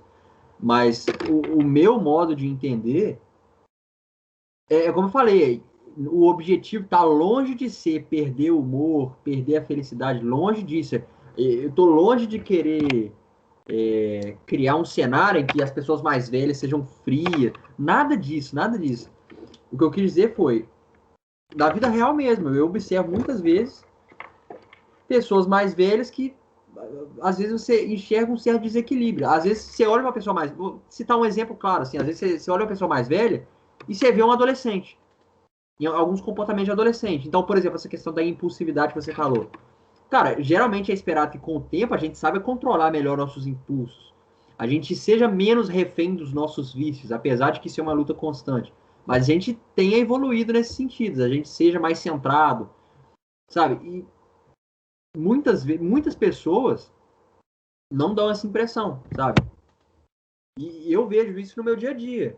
Pessoas assim, com 30, 40, 50 anos, e em alguns âmbitos elas parecem ter 20. E isso não é nem questão de vitalidade que eu tô falando, né? Porque, por exemplo, se eu chego com 50 anos com a energia e vitalidade de uma pessoa de 20, não tem problema nenhum. Tô falando de mais de psicológico mesmo, sabe? De comportamento. Uma certa infantilização em alguns sentidos, sabe? Mas, voltando ao conto aqui, só para fazer um link que você está falando, Yuri. Ó, a percepção que eu estou fechando na minha cabeça aqui da personagem do conto é que esse êxtase não é verdadeiro, porque se fosse verdadeiro, ela nem questionava esse êxtase, não colocava em dúvida. Ela vive realmente numa coisa meio paralela, e ela não é fiel a ela mesma, sabe? Ela não é fiel à verdade dela. Ela se limita em relação ao corpo. Ela não tem coragem de se expressar como ela queria. Ela não tem coragem de falar as coisas para o marido. Ela não tem coragem de falar as coisas para a babá. Ou seja, ela está cheia de ressalvas, entendeu? Agora, ela é vítima ou ela é algoz, né? Eu acho que o conto te dá a possibilidade de pensar as duas coisas. Ela tem uma apatia, que eu acho que fica evidente durante o conto, né? A gente percebeu isso, mas o conto permite uma leitura macro também de uma estrutura patriarcal, vamos dizer assim. Acho que o conto permite isso também. Ou seja, eu acho que ela tem uma parcelinha de culpa aí na história, mas a sociedade, como ela descrita aqui também, ela é muito hierarquizada. E aí eu volto pensando na época que foi escrito, igual o Eno falou, as coisas podiam ser ditas de forma muito aberta, né? Então eu acho que tem um jogo duplo aqui no conto, realmente. A percepção da personagem que eu tenho é essa, de que ela não é verdadeira consigo mesma, entendeu? E isso, em parte, tem uma pequena parcela de culpa dela, mas há uma posição social também ali por trás, há uma etiqueta que a mulher tinha que cumprir, de ser a mulher, né, ali a que recepciona os amigos, se mostrar sempre feliz, né? Também eu acho essa questão de ter que se mostrar feliz perante os outros, que é a mulher do lar ali, né, a mulher média, né? Contra ele traz isso também. Então, Isso aí que você falou clareou um negócio na minha cabeça agora. Assim, a gente está basicamente falando a mesma coisa, só que de forma diferente, e isso só contribui mais, né? Uma coisa, e isso que você falou, eu vou conseguir, eu acho que eu vou conseguir encaixar isso ainda melhor agora. Por exemplo, essa questão da repressão, que parte seja culpa dela e parte seja culpa dessa possível repressão também, que também dá coisa da época, etc. Encaixando ali nos momentos do conto. Na parte da. Nessa parte que você falou assim, por exemplo, uma pessoa que geralmente é reprimida, né, como geralmente o pessoal da pauta feminista fala, dessas questões de machismo, a pessoa tem. Ela é reprimida pela sociedade, então ela, até certo ponto, ela é limitada para satisfazer desejos exteriores ou vontades exteriores a ela. Então, no caso aí, vamos citar de forma grossa, sei lá, a mulher, ela é reprimida porque ela reprime os próprios desejos para satisfazer o possível desejo do marido, que seja. E aí, nesse sentido que você falou, por exemplo, às vezes ela talvez seja reprimida ao ponto de parecer feliz para os amigos, de arrumar a casa. E aí, eu acho que nesse momento aí dos amigos, de arrumar a casa, do marido, essa questão da repressão pode se encaixar. Mas o que me chama bastante atenção, que aí leva para o outro ponto, que é o ponto mais da culpa dela, onde que está essa repressão na parte do bebê, por exemplo? É por isso que eu olho para essa parte do bebê muito como culpa dela, sabe? Porque nas partes dos amigos eu entendo, mas aonde que isso está no bebê, na parte do bebê? Em que ela se põe acima da babá e ela simplesmente não liga para a repreensão da babá e simplesmente. Então a lacuna também está nela, sabe? Talvez ela seja reprimida ao ponto de se limitar e tentar satisfazer desejos exteriores, mas também existe uma culpa dela ali, sabe? Existe algum erro dela, um erro de personalidade dela, sabe? Não, Não sim, sei se vocês a conseguiram parte. entender. Entendi. A parte do bebê, inclusive é uma parte que está separada, né? Vocês viram aí? Eu Sim. acho que é uma parte que bem significativa nesse ponto, para fazer um contraponto, entendeu? Eu acho que essa parte do bebê ele é bem legal nesse sentido. Pode falando aí, gente, só falar um negócio aqui, pode falar. Eu Eu vou. queria falar assim. Não, eu Ah, vou pode aproveitar falar. aqui. Não, rapidinho, eu vou aproveitar e vou. Ontem eu, vou aproveitar e vou pegar um negócio da água ali pra mim, então. Eu tô com sede pra caramba. Só um momento. Mas Galera. vai ouvir? Você vai ouvir o que a gente vai falar? Não, Não? não, não, eu vou ali pra fora. Rapidinho. Vai lá rapidão, então. É... Ô, Mano, Foi. e a gente nem falou do texto do Horácio Quiroga, né? Acho que nem se dá pra gente falar, né? Pois é, eu tava pensando em a gente falar dele no final. Depois que, tipo, a gente terminar, assim, a discussão, falar sobre esse texto. Só Eu citar, assim, não precisa alongar, não. Eu, na verdade, eu nem marquei todos os pontos aqui. Eu acho que dos 10, eu destaquei nos 5, 6, alguma coisa que eu achei legal, sabe? Aqui nesse texto. É um texto bem bacana, né? Mas, enfim. Aqui. uhum, Yuri pegar água, ele falou? foi. Vou aproveitar e pegar também. Boa, espera aí. Rapidinho. Uhum.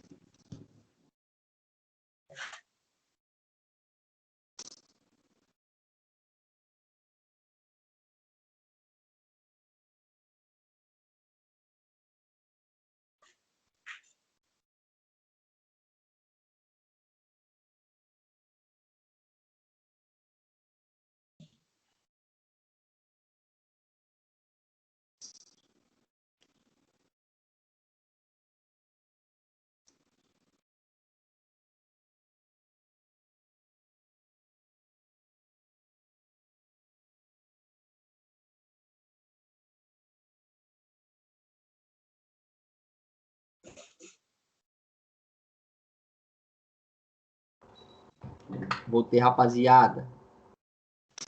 O Anderson saiu também.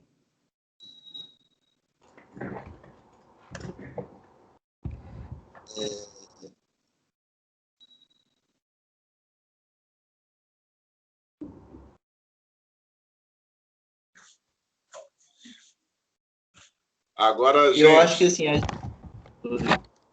essa parte, só comentar rapidinho. Essa parte do bebê, ela é bem polêmica, porque eu acho que muitas pessoas que leram esse conto podem fazer a leitura, assim, de que a mulher está cumprindo um papel social que foi imposto, não cuidar do bebê, quem cuidava das criadas. Só que aí, a leitura que eu faço é igual a do Yuri. Ela tinha que cumprir o papel de mãe, sabe? Então, eu acho uma dualidade aí. Então, por isso que eu não isento essa mulher totalmente de algum tipo de mas culpa. assim, o que eu queria falar entrava nesse ponto, assim, porque existe uma coisa que é uma coisa assim, muito falada quando a gente está fazendo a graduação em História, quando a gente está estudando História, né? Que é a questão que a nossa mentalidade do presente, das pessoas do presente, é totalmente diferente da mentalidade das pessoas do passado. E assim, dos vários passados, né? Uma pessoa igual a Catherine, que viveu na virada do século XIX para o XX, ela e as pessoas da sociedade dela têm uma mentalidade muito diferente da nossa. Então, assim, a gente lê o conto com os nossos olhos do presente, né? E, assim, uma pessoa daquela época vai ser totalmente diferente da nossa. Uma pessoa que leu o conto naquela época tem uma leitura muito diferente, porque ela tem aquela mesma mentalidade, entendeu? E essa mentalidade mudou. Já se passaram mais de 100 anos, ou 100 anos, não sei em que ano que ela escreveu esse conto. Assim, aí está uma dificuldade muito grande, né? Porque hoje a gente acredita que nossos valores de hoje, do presente, são os corretos, né? Mas, assim, será que são mesmo? Será que uma pessoa do futuro não vai falar que os nossos valores estavam errados? Com certeza. E, assim, e essa mentalidade hierarquizada, ela está muito presente nesse conto. E até entrando... E, assim, a personagem, ela é meio rebelde, mas a rebeldia dela não é muito consistente, sabe? Que é o que a gente já discutiu aqui. Eu até lembrei do Bartleby, né? Só que ele parece que tem uma rebeldia consistente, sabe? E ela parece que não, que tem uma rebeldia meio assim, sem ter valores diferentes do que aquelas pessoas ali daquele meio têm, sabe? E assim, é muito difícil também a gente cobrar que essas personagens desse conto tenham valores assim feministas, iguais aos os valores que a gente tem hoje, entendeu? A gente não pode cobrar isso delas, até certo ponto não, né? Porque é uma coisa que estava totalmente fora do contexto da época. Como é que a gente vai cobrar que essa Liberta seja uma pessoa totalmente feminista, com todos os valores feministas e tais? É difícil. E aí, até Só que pegando essa parte. Oi. Só que aí tem uma coisa interessante, que a personagem, ela também não é... Esse conto nada é 100%, né? Porque a personagem não é 100% apática pelo fato dela perceber aquela quando ela fala sobre o violino que não foi tocado, ela tem uma consciência, sabe? Ela tem uma... Ou então está surgindo uma consciência. Agora, no final do conto, que eu acho que vai deixar isso em dúvida para o leitor, né? Essa consciência vai ser intensificada ou ela vai continuar vivendo a mesma vida depois que ela descobriu? Então, não sei, né? Então, tipo assim, a gente... Foi. Aquela interrogação, né? Por isso que no final, eu falei assim que o final, para mim, foi um plot twist. Porque, assim, para mim, ela era a pessoa que tinha essa consciência. Mas quando eu cheguei no final do conto, eu vi, assim, que parece que não. Que parece que ela tá dentro de uma prisão que ela não vai conseguir sair, entendeu? Numa prisão, assim, de consciência mesmo. que ela vai continuar tendo a mesma mentalidade daquelas pessoas e tal. E o modo como o marido dela trata ela, o modo como ele fala da senhorita Fulton é uma coisa assim estranha. Ele fala assim, né? Quando ela chega, quando a senhorita Fulton chega, vai engordar se continuar assim, porque ela fala que ela vive em táxis, né? Vai engordar se continuar assim. Disse Harry friamente, tocando o sino para o jantar. Uma perigosa ameaça para as mulheres louras. Harry, reticências. Não, advertiu Berta, rindo para ele. Tipo assim, é uma relação muito estranha. É como se o cara ignorasse totalmente aquela senhorita Fulton e tal, mas ao mesmo tempo, depois descobre que ele tem um caso com ela, e Berta fica rindo para as paredes, assim, naquela sensação de êxtase ao perceber disso. E ela descreve, e a narradora descreve Harry como se ele estivesse cagando também para a senhorita Fulton, que é um negócio estranho, né? Mas eu percebi, posso estar enganado, que, tipo assim, eu fiquei pensando, você tem uma amante ali próxima ali da sua mulher e tal. O cara não pode dar muito na cara. Ele vai ter que meio que tentar negar isso, esconder de alguma forma e tal. Só que o final do conto, eu acho que ele fica aberto, por quê? Eu vou pensar de forma simbólica. Ela corre até a janela. Eu acho que janela já dá uma ideia de sensação de liberdade. Ela vai até a janela, como se fosse uma fuga para sair da casa ou avistar um horizonte, alguma outra alternativa, entendeu? Aí ela pergunta, o que vai acontecer agora? Eu acho que fica essa dúvida. O que vai acontecer agora, depois que ela descobriu? Sabe? Mas a Pereira estava linda, repleta de flores e imóvel, como sempre. Aí eu falei, ai meu Deus, e agora? Essa Pereira aqui, repleta de flores, mas imóvel, como sempre. A Pereira seria ela própria? Que tem muitas, é rica e tal, tem suas benesses, mas apática no movimento vai continuar imóvel, sabe? Aí, não sei. Eu fiquei assim, achei o final meio aberto um pouco, sabe? É muita dualidade nesse texto, né? É um texto bem dual mesmo, entendeu? O tempo todo, né? Sim. Tô buscando eu tinha tirado uns prints de uma coisa aqui. Eu tô buscando. Se eu encontrar, eu falo com vocês. Mas, por enquanto, vocês... É uma sequência de prints extraordinária, cara. Vai ser difícil encontrar, mas se eu encontrar... O conto, Oi? o próprio conto. Ah, outra coisa, mas que eu faria um paralelo muito bom.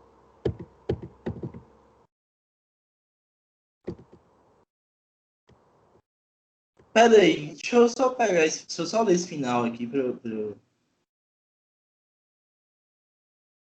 Ó, assim, e sem contar a nota, né? A nota do tradutor, que ele falou de uma referência que a gente não. Que eu não iria pegar. A senhorita Fulton segurou a mão dela por um instante a mais. Sua Pereira é linda, murmurou ela. Murmurou ela. E então foi embora, com Ed a seguindo, como o gato negro seguindo o gato cinzento. Vou fechar a loja, disse Harry extravagantemente calmo e contido. Sua Pereira é linda, linda, linda. Berta simples. Foi um pensamento aqui, né? Um pensamento de Berta, né? Berta simplesmente correu até as janelas amplas. O que vai acontecer agora? Gritou. Mas a Pereira estava linda, repleta de flores e imóvel como sempre. E assim, em inglês estava you lovely fig tree. E aí o tradutor fala que o, eu não sei falar, mas o tree de três e de árvore é muito parecido, né?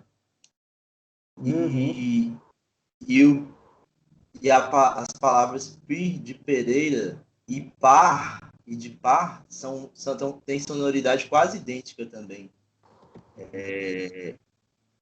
De Casal e de Pereira. Então tem uma coisa aí de casal de 3, na verdade, né? Interessante. É um jogo assim de sei lá, dela saber que o cara tá com a outra, mas também meio que não se importar, sabe? De ter talvez até uma espécie de fetiche nisso, nesse caso do marido dela com a outra. Eu pensei por essa perspectiva, de que ela estava tendo até uma espécie de fetiche, assim, do êxtase dela também ter relação com isso, sabe? Dela gostar do marido dela estar com outro. Mas não sei. Não sei se faz sentido. Eu ainda acho que fica uma coisa aberta, sabe?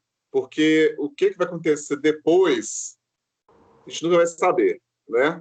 É como se caísse o pano ali, fechasse, porque ela vai até a janela, o que vai acontecer agora? Não sei. Ela vai se libertar de vez? Ela vai assumir quem ela é de fato, o seu corpo? Ela vai se impor, sabe? Agora, da Pereira, que eu não sei que símbolo é esse, né? Da Pereira, né? A Pereira florida, aí volta a questão da primavera, né?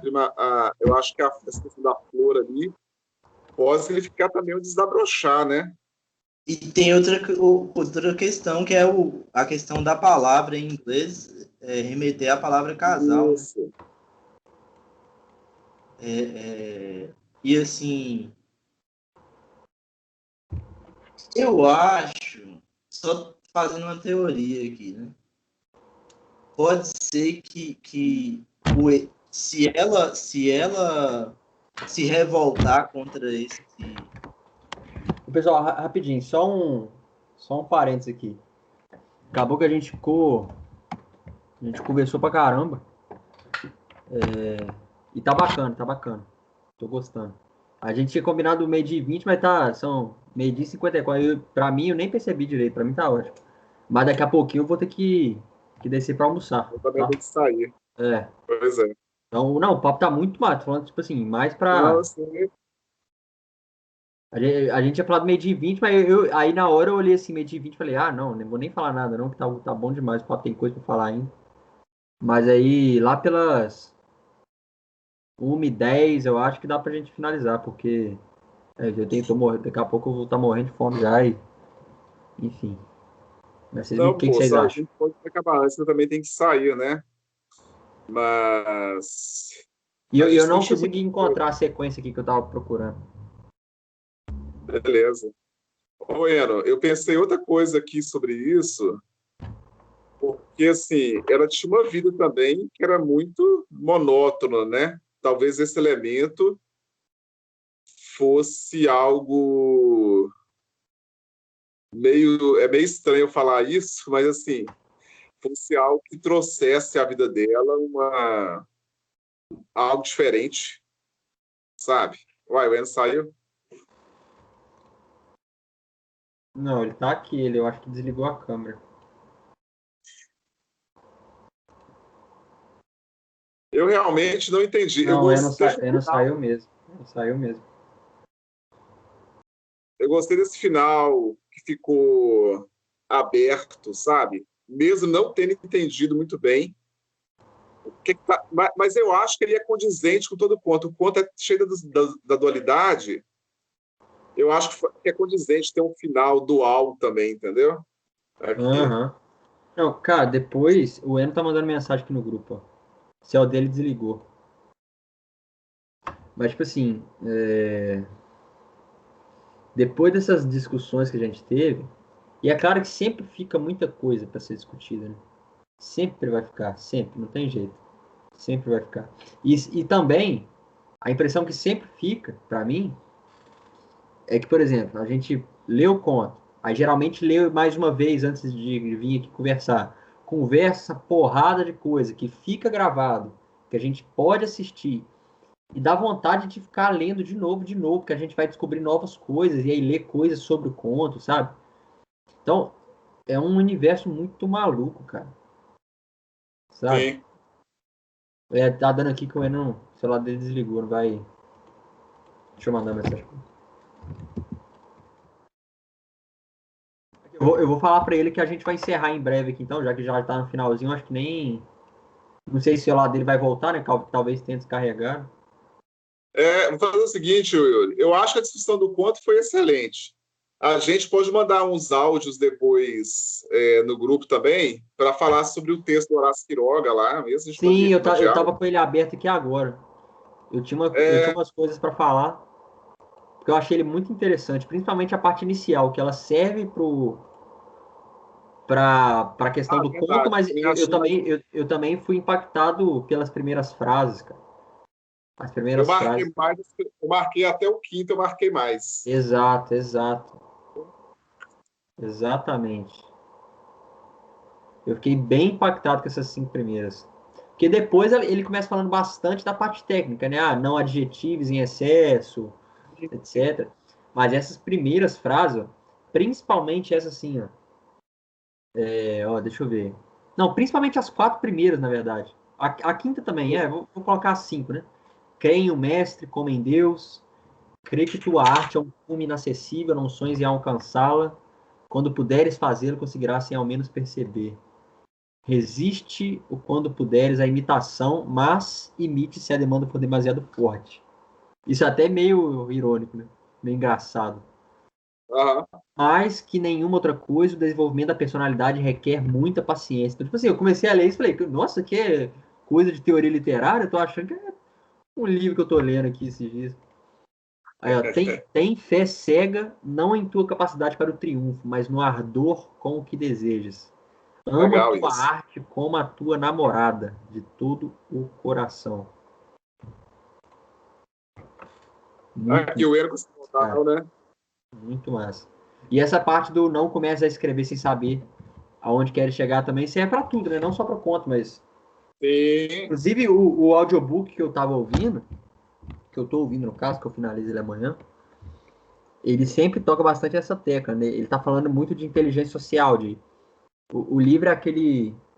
O título chama Como Convencer Alguém em 90 Segundos. Só que o título é mais para chamar atenção, né? O que o livro fala é muito de como você deve se posicionar socialmente, como você legal, pode ser legal com as pessoas, como você faz as pessoas virem para perto de você e se abrirem, sabe?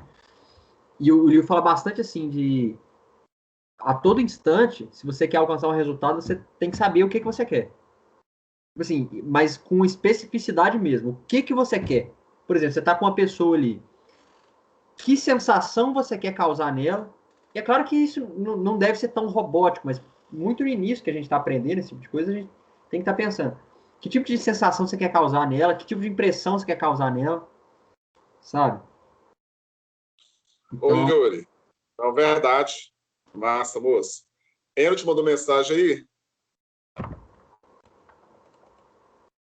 falou. É quando acaba a bateria, ele fica assim. Pera aí, rapidão. Só pra gente finalizar, vou reiniciar. Tá, vou ligar pra ele aqui.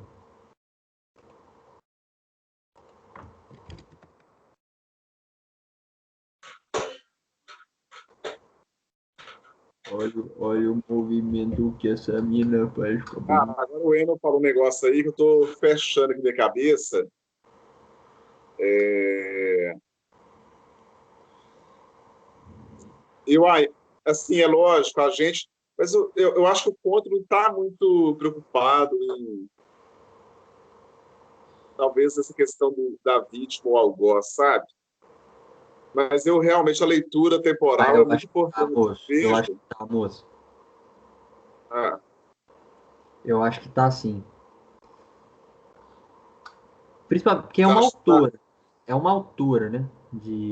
Para começo de conversa. Então, a autora que está situada naquele contexto, muito provavelmente é uma autora que tem a ver com essas questões feministas, que quer falar sobre repressão da mulher. Então eu acho Mas, que muito é nessa entonação, sim.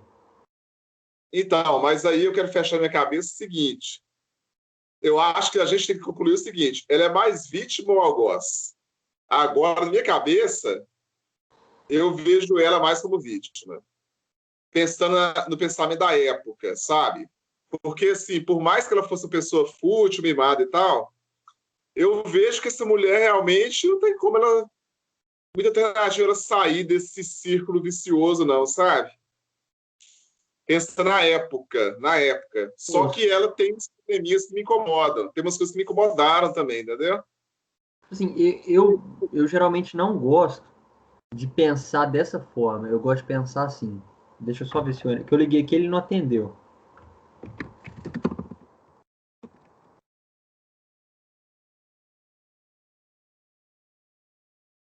Deixa eu só.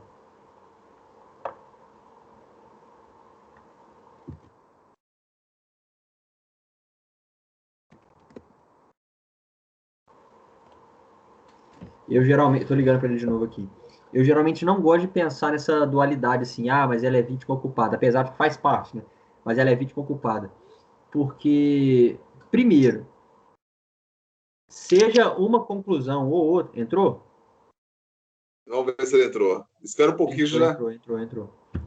Faz A gente estava falando aqui, o Anderson falou assim, ele estava pensando se no fim das contas a mulher é mais vítima ou algoz. Você está ouvindo, Eno?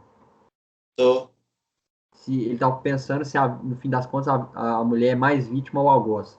Aí você falou que a impressão que dá é que no fim ela é mais vítima, mas que também tem culpa, mas é que é mais coisa das circunstâncias, né? Da sociedade, da época, que é um ciclo que ela acaba não conseguindo fugir, né?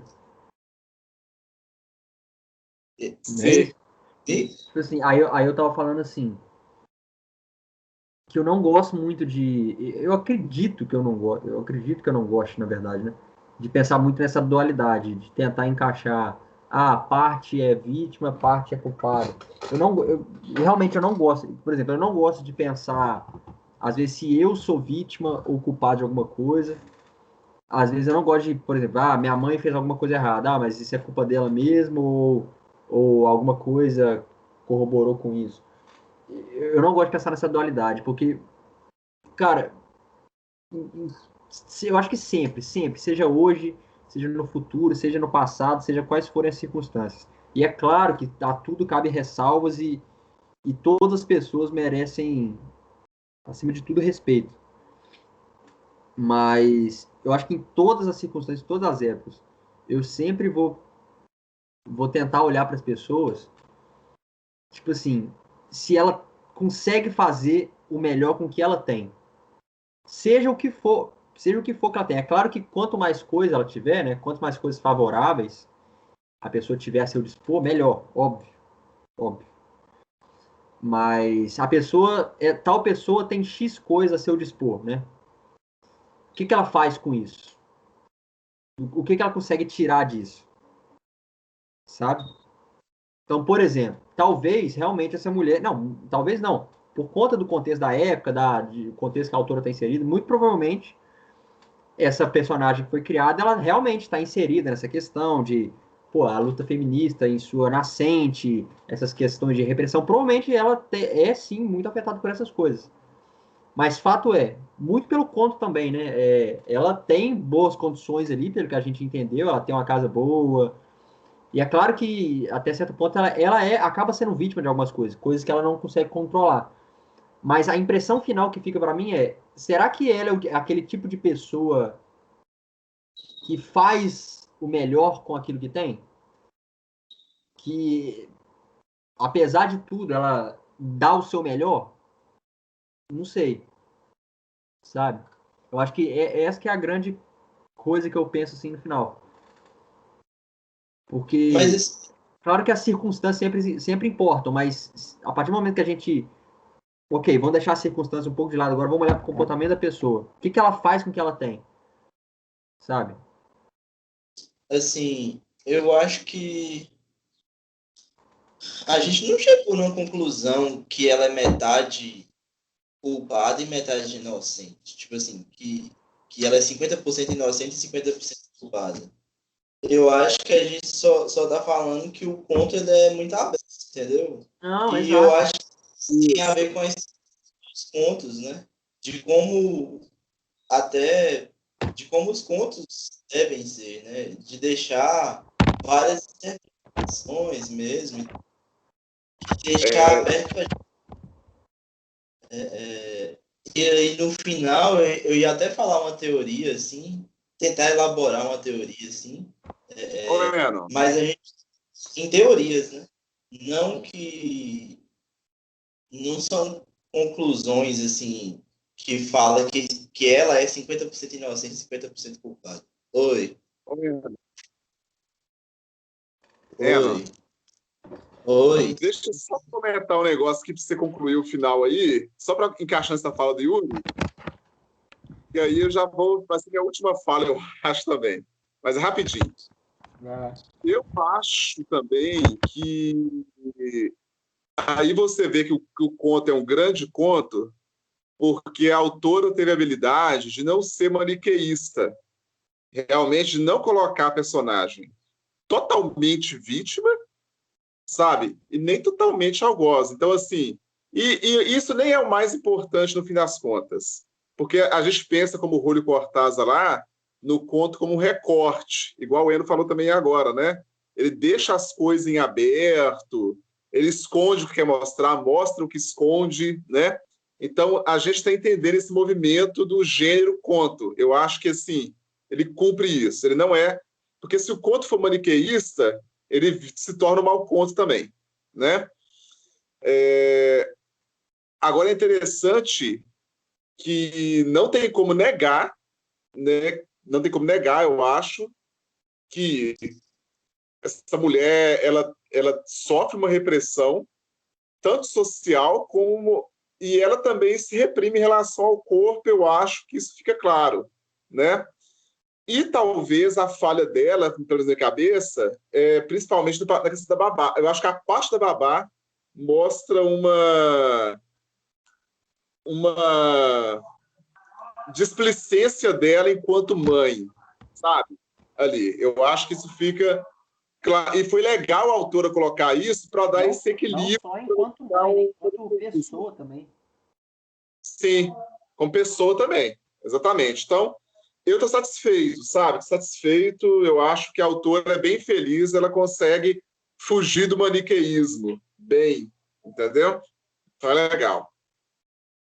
Gente, isso não deve ser fácil fazer, né? Enfim, com certeza.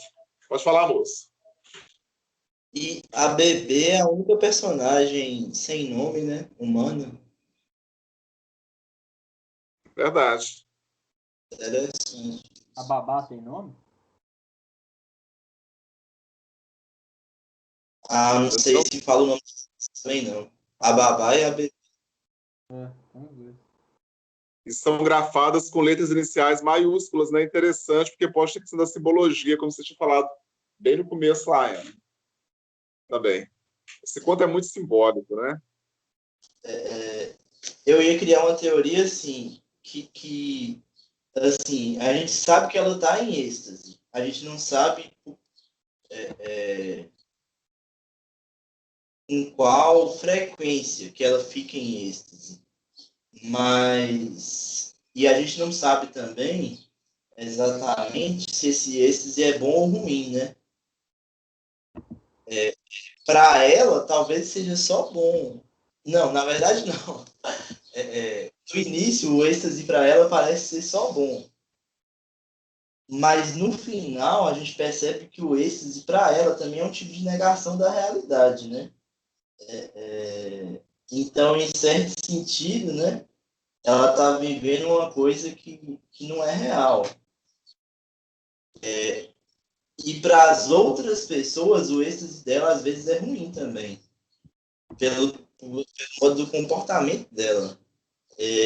Mas eu ia falar assim, que parece que o Ed e a senhorita Fulton, o caso entre os dois, parece que no final, se ela aceitar aquele caso como uma traição, no sentido negativo da palavra, uma coisa assim, que ela está sendo traída mesmo, e que o Ed não ama ela, parece que ela aceitar isso é como se ela saísse do êxtase.